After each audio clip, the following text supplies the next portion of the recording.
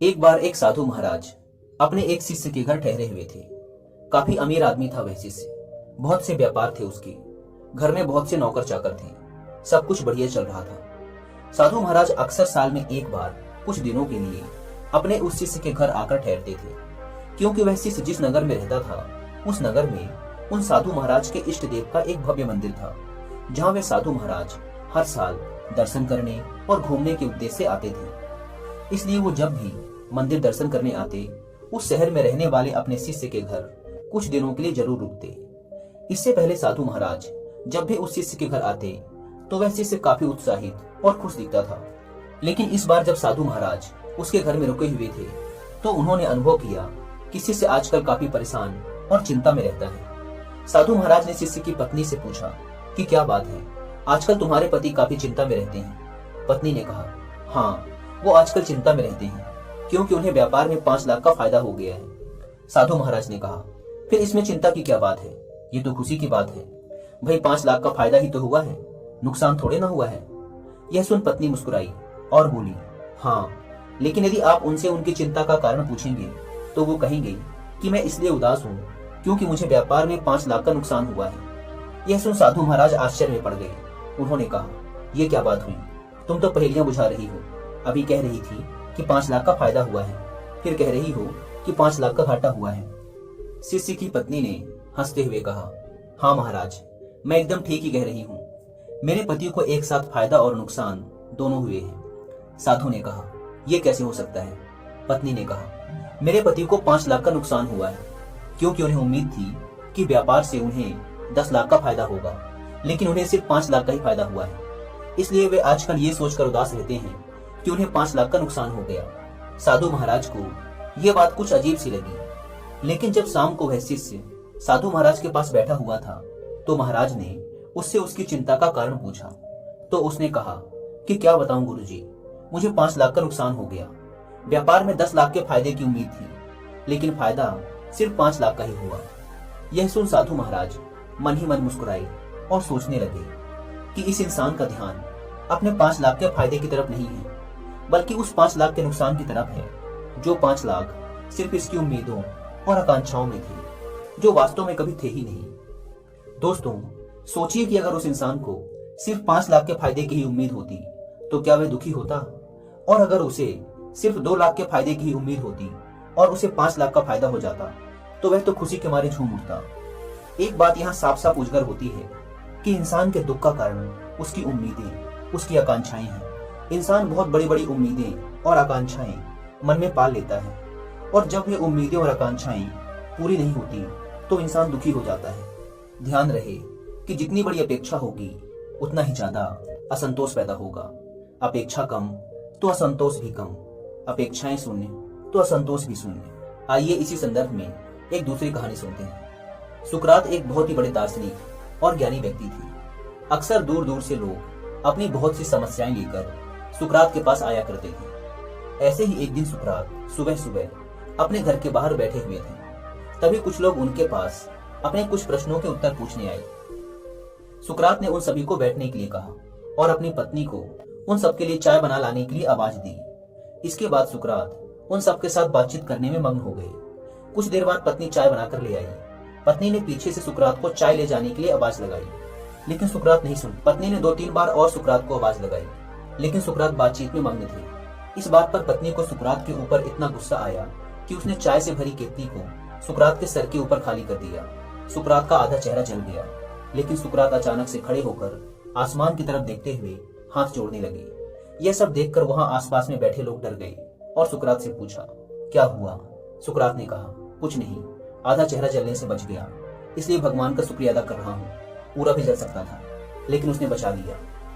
यहाँ सुकरात का ध्यान अपने आधे बचे हुए चेहरे पर था।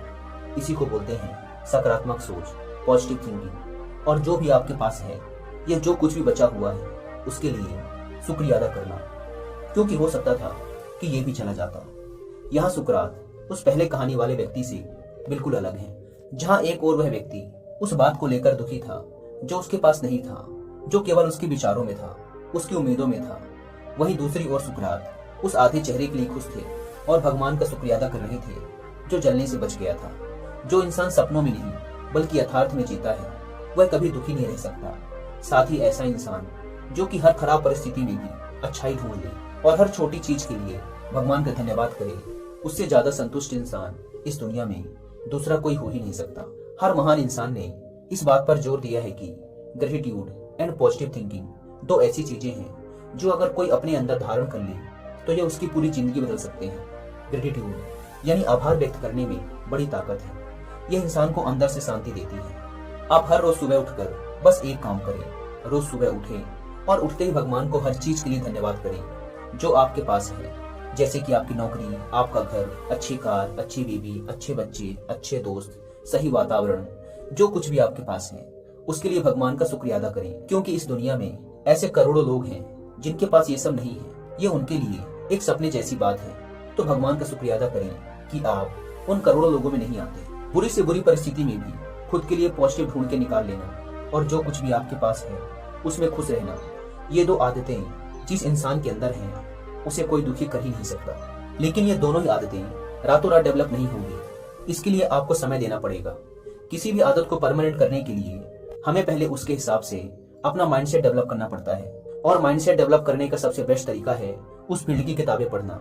सो पॉजिटिव थिंकिंग और जो कुछ भी आपके पास है उसमें खुश रहने के माइंडसेट को डेवलप करने के लिए मैं आपको 2 बुक्स रिकमेंड करूंगा, जिसमें से पहली बुक का नाम है द पावर ऑफ लेस और दूसरी बुक का नाम है success through a positive mental attitude. जो पहली बुक समरी है द पावर ऑफ लेस, ये आपको सिखाएगी कि कैसे आप बहुत ही कम चीजों के साथ भी उन लोगों से ज्यादा खुश जिंदगी जी सकते हैं जिनके पास दुनिया को दिखाने के लिए तो सब कुछ है पर वो अंदर से एकदम खाली है और एक दूसरे से आगे जाने की होड़ में जो उनके पास है वो उससे भी खुश नहीं है।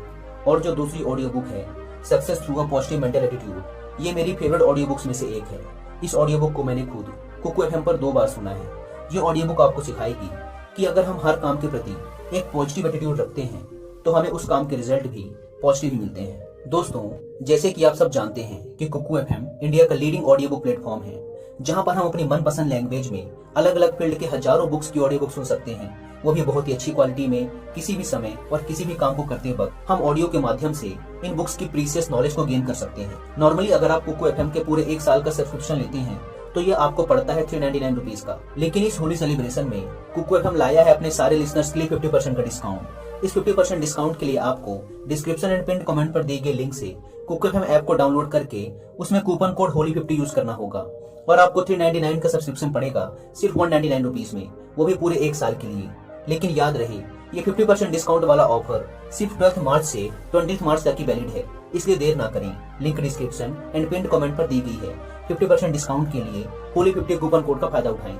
आइए कहानी में आगे बढ़ते हैं। जुनैद नाम का एक फकीर अक्सर एक रास्ते से गुजरा करता था। एक दिन उसी रास्ते में पड़े एक पत्थर से उसका पैर टकरा गया। पूरा पैर लहूलुहान हो गया। लेकिन जुनैद वहीं बैठकर हाथ जोड़कर ईश्वर का धन्यवाद करने लगा। कुछ मित्र भी जुनैद के साथ थे। ये देख वे चौंके और कहा, जुनैद तुम पागल हो गए हो क्या? हमने आज तक ऐसा इंसान नहीं देखा जो चोट लगने के बाद भगवान का धन्यवाद करे। जुनैद ने कहा, पत्थर की ठोकर से गिरकर मेरा सर भी फूट सकता था, जान भी जा सकती थी। अच्छा हुआ कि सिर्फ पैर में ही चोट लगी और बच गई, क्योंकि इससे भी बुरा हो सकता था। अब जुनैद जैसे इंसानों को अगर फांसी भी लगा दी जाए तब भी वे भगवान का शुक्रिया अदा करेंगे, क्योंकि फांसी से भी ज्यादा दर्दनाक मौतें इस दुनिया में हैं। धन्यवाद का भाव केवल उसी व्यक्ति में हो सकता है जिसकी कोई अपेक्षा नहीं है, जो सिर्फ अपना कर्म करता है बिना किसी अपेक्षा के।